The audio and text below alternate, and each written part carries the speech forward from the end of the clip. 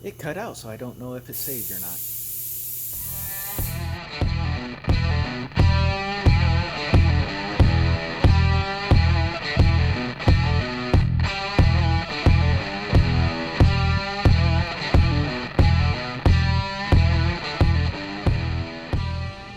Hey everybody, Brandon with Bearded CB82 here, and as you just saw, yep, I lost some footage. So first off, gotta apologize for that. Second off, gotta apologize because I've not been around YouTube watching or uploading pretty much non-existently here lately. Haven't been in the mood and haven't really cared to, but I left this series kind of high and dry, and it's got some information in there I've been trying to get out to some people that are starting up. So I gotta try to salvage what I can as far as videos go, and try to add in where I can or where I lost footage at. And there's a fly. So on that note, tool storage. Now here in the shop, as you can see, we've got quite the variety. Get this. You've got, well, I've got my cart, I've got bubble gum. The other guy, he's got that. Classic 70, yeah, Classic 78. Pretty nice toolbox. Same size as my Menards one that I have at home, except his has a hutch, nice bikini calendar, all that jazz.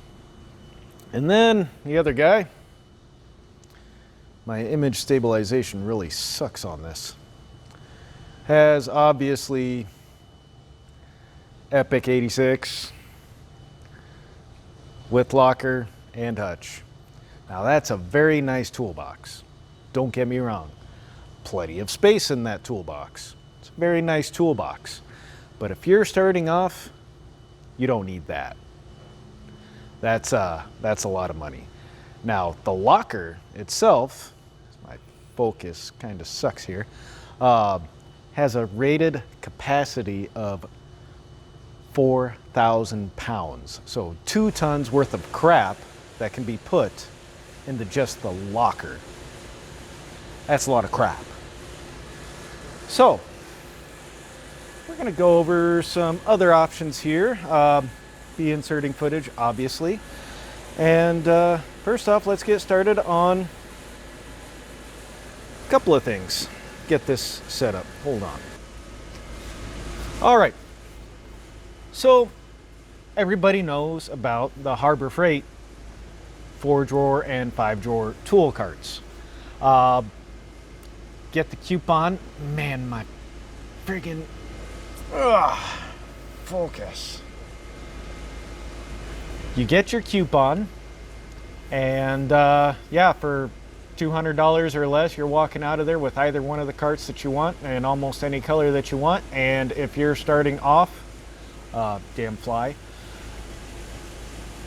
what more would you need? I personally know from my own experiences, having had a 4-drawer cart that was roughly same size, but that one I got for free, that particular cart, and loaded that thing down to where I was able to work on semi-trucks for the most part. That fly is really going to piss me off. So there were a few things I was lacking, and I did need more space, but then again, it wasn't my first rodeo. I just didn't have, there was not space here in the shop as far as having my Menards toolbox here at that point in time. So you kind of go with what you got. And once I outgrew that, I traded it in as a part of a down payment on bubblegum here. But 4 or 5 drawer carts for less than $200, that's going to be one of the biggest bangs for your buck out there, especially when you are starting off turning wrenches in almost any shop.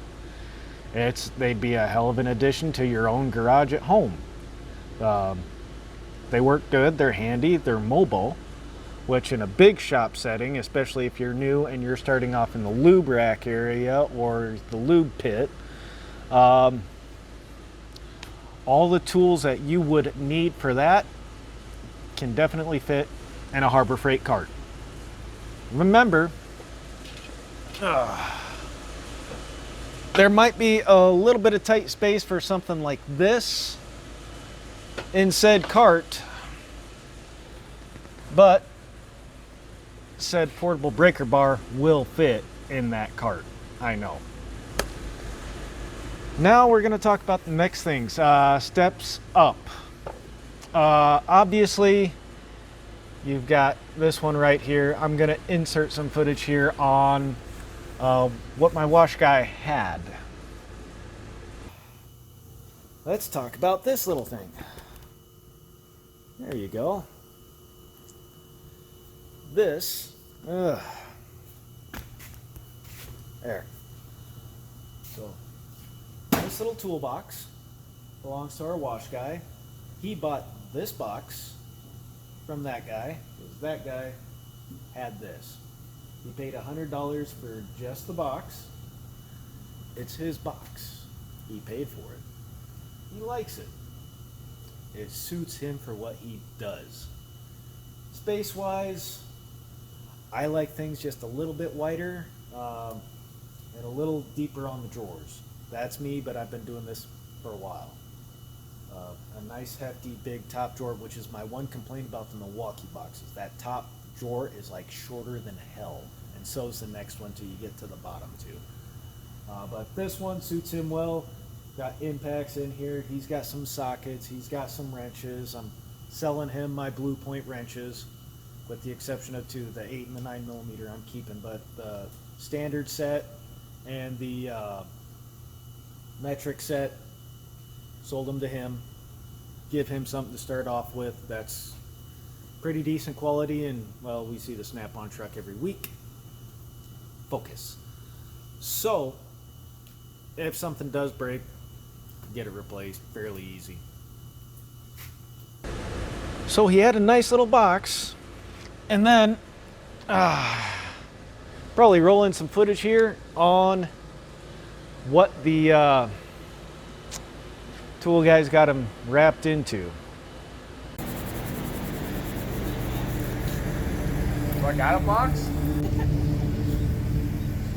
What? Oh, fuck.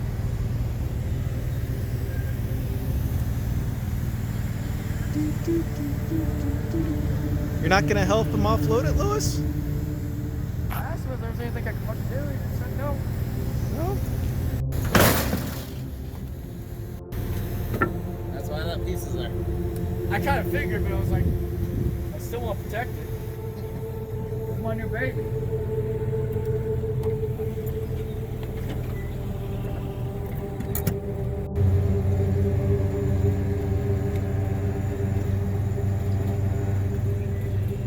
How many times is your heart gonna drop today?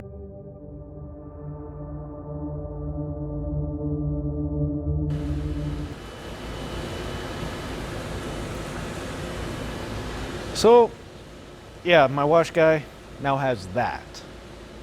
Master Series, power top. It was a repo. So he didn't pay as much as people would expect. Ugh. So that's the other thing. Sales. Hit up garage sales, Facebook marketplaces, whatever else, garage sales. You might find somebody somewhere that's going to have a toolbox. Might not necessarily be a Snap-on brand. Could be a Menards box, whatever. There's a billion other boxes out there that'll do just fine for starting off. You might be able to find for sale at a decent price.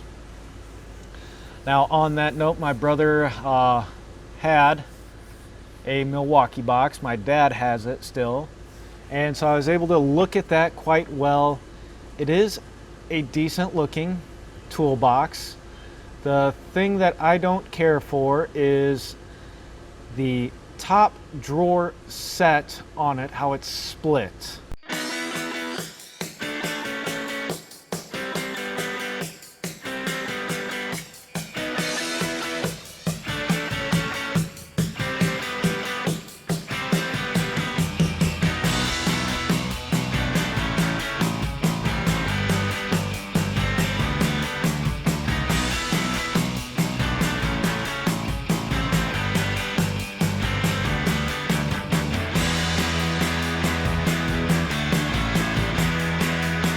I'd rather have a deeper drawer like this or like my Menards box, which the Menards box I think costs around the same, and I think you're getting a little bit better as far as box goes. Having this as a deeper drawer allows you a lot more socket room. You're in the diesel industry, you're going to be accumulating some big sockets. That is what it is, unless you want to use a bottom drawer. You know, that'd be your choice. You might not have a Menards near you. Husky boxes, a lot of guys seem to really like those. I've taken a look at some of them, and there are some variances between their models. But overall, if you just need one, you spend the $300 to $600 for just the bottom and roll with that, because I don't think you're really going to need a top for it at that point in time. Not if you're starting off. And I know a lot of the dealers will try to get you dropping shit into some type of snap-on box. I swore to myself I'd never own one, and then this thing, there goes my cord, this thing came along, and the deal I got on that was honestly really hard to beat. So, but overall, I've got the pretty much the cheapest boxes in the shop. Between the one at home, the cart, that thing, and I've got the most tools. The split top cart, there's a couple other models out there. I know Matco carries one. Does have the rubber lining. This cart to me is handy as heck. I do like the split worktop where I can still open it with having stuff on it. That's a personal preference of mine. Some people, they don't care. They're in a regular cart, like the 4 or 5 drawer carts from Harbor Freight, work just fine. So you've got a lot of toolbox and storage options. This video is probably going a little bit longer than I expected it to, but the Menards boxes are probably the closest I can find to this guy, personally offhand. Quite literally, the model I have was their first model, same size. Drawer configuration's pretty much the same, literally. I'll post a link somewhere, probably down below in the description box, or up here to my toolbox tour I did of that one. But storage capacity is the same. The drawers on the Snap-on, they are made of a thicker material than what my Menards one is. And the new models of the Menards box actually has the latch for closure. I can't remember if it's the lift latch or the slide latch like this one, but they actually have closures. Mine does not. Some people don't know why people would want this, but if you're in a big shop, you will move your toolbox back and forth, and the only way to keep your drawers closed is to lock them otherwise, without having to actually manually open them. That's going to be another personal preference as well, but when you're starting off, who cares? You take whatever cart, load it up with your tools, and you show up to work and you get greasy changing oil and greasing trucks. Roll them in, roll them out, continue on.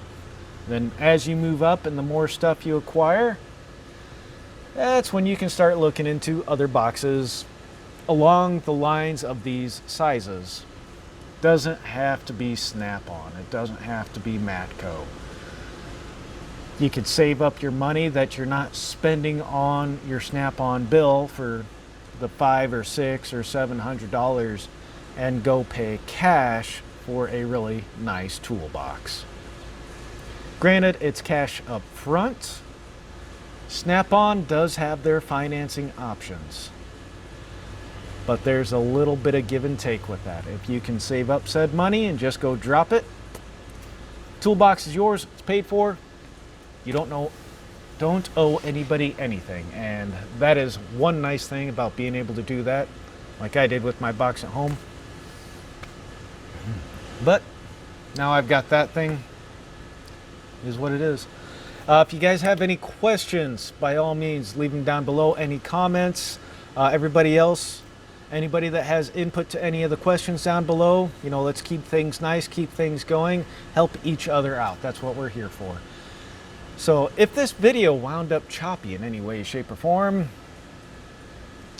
it's because I had to kind of try and redo some stuff. So we'll catch you later. Remember, shop safety is just as important as firearm safety. If you screw something up, somebody could die. So later.